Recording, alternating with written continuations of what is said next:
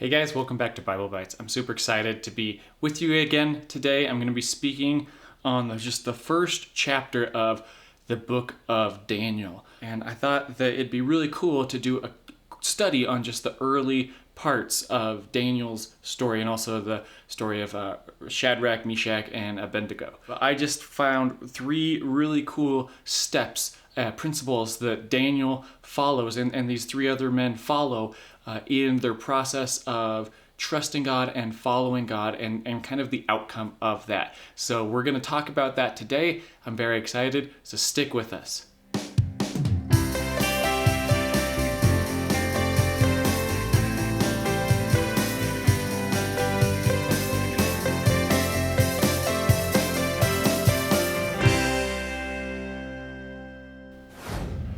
Alright guys, like I said in the intro, we're going to be looking at the first chapter of Daniel and the story of Daniel, Shadrach, Meshach, and Abednego, or Rak, Shack, and Benny if you're a VeggieTales fan, which, fun fact, was actually the first VeggieTales that I ever saw as a kid. I'm pretty sure my aunt bought it for us as she thought it was hilarious, as my name is Benny, and the story is called Rak, Shack, and Benny in the VeggieTales thing. So in this first chapter of Daniel, we see three important things. Now, what I'm going to do today is, instead of reading the entire chapter, which would take more time than these Bible Bites are supposed to be to begin with, I want to just kind of summarize a little bit of the story and then go to these 3 points and pull out the three specific verses that are talking about each one. So the story in general, so we're in Daniel chapter 1, and it starts with four men in Jerusalem are taken by Nebuchadnezzar out of their homeland, and they are basically enslaved, and they are strong and wise and smart and just good young men.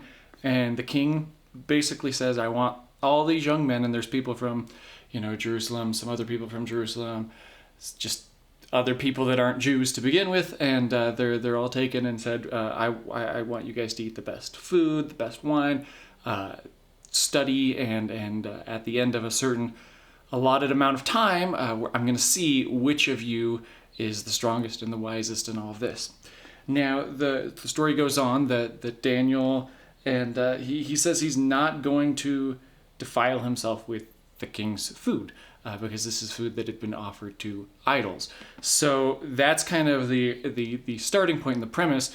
And so they eat a vegetarian diet. They do this for 10 days. And over the course of those 10 days, they don't lose a ton of weight. They stay healthy, and they actually end up the healthiest and the wisest of all the men.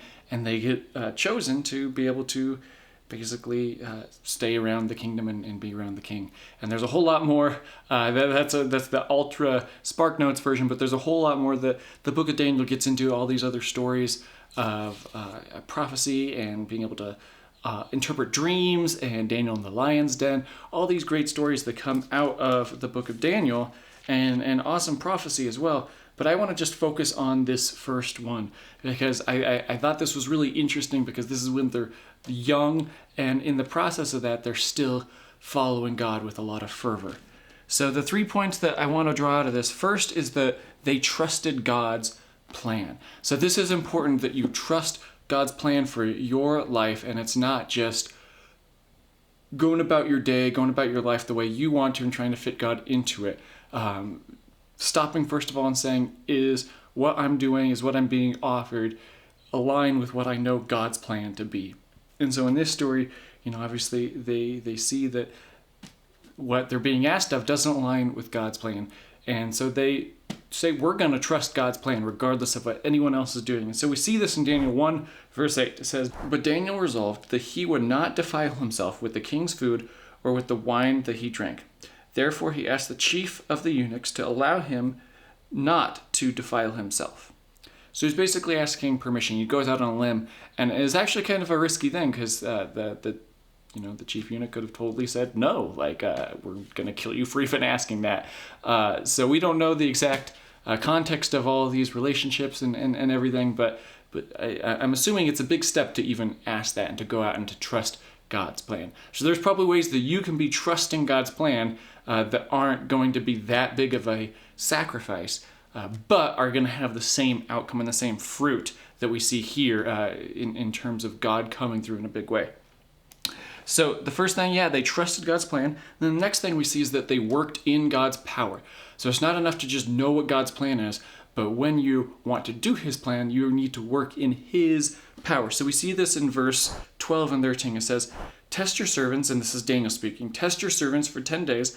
Let us be given vegetables to eat and water to drink.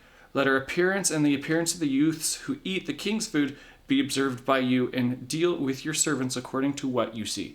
So this is the challenge that he's giving to the chief eunuch, is basically, we're not going to eat the king's food.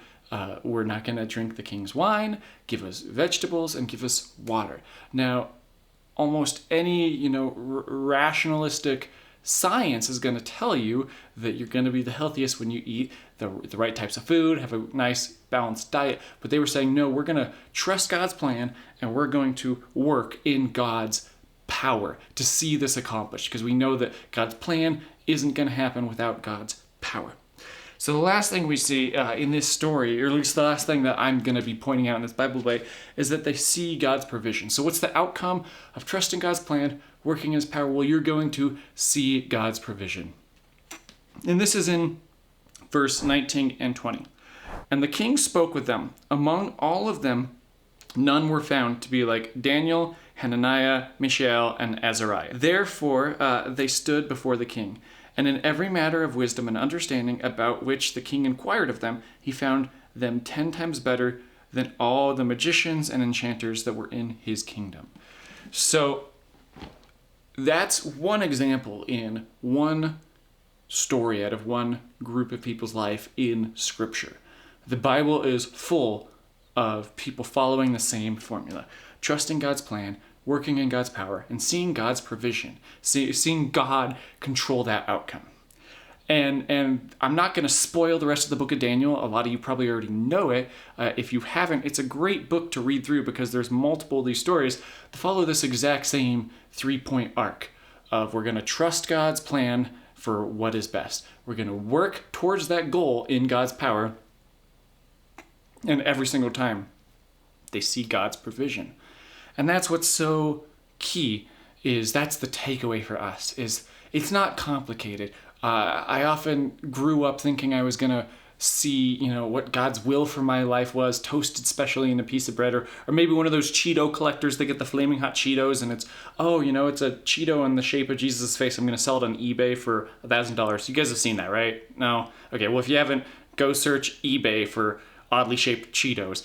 But I thought there was going to be some sign of exactly what God wanted me to do. But the truth is, we see what God's plan for us is in Scripture. We see it through the commandments, the 10 commandments, the 2 greatest commandments that Jesus gave us, and the Great Commission.